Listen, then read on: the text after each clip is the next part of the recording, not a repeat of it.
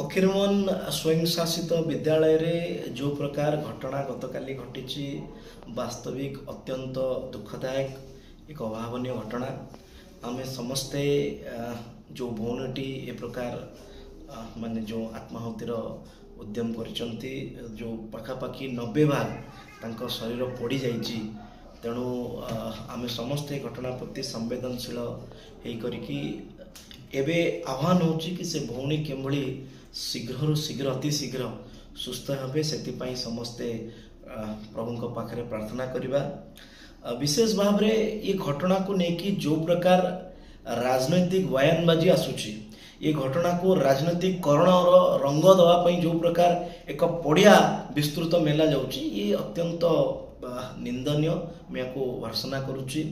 ये घटना घटिवार 24 घंटा भितरे सरकार त्वरित पदक्षेप नहीं करिकी जे प्राइम एक्यूज तांको कोर्ट चालान करा जायछि, अध्यक्ष को निलंबन करा जायछि।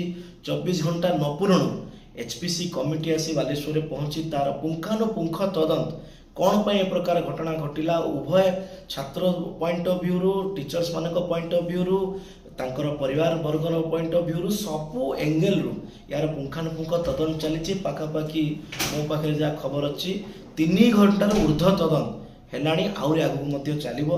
तेणु ए घटना रे जो माने भी संपृक्त अछंती सरकार जेहेतु दृष्टांतमूलक कार्यानुष्ठान नहीं चंदी 24 घंटा मध्य रे इतिकी सरकार को ऊपर साधारण लोक भरोसा अछि कि जो माने भी ये घटना रे संपृक्त से मानकु कड़ारू कड़ा कार्यानुष्ठान तांको ऊपर ग्रहण करा जिवो।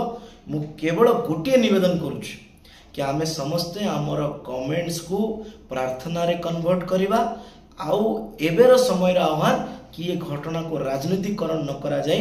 आमे से भौणी प्रति आमर बालेश्वर जने झियो प्रति समस्ते प्रार्थना करियो बोली मु निवेदन करूछि।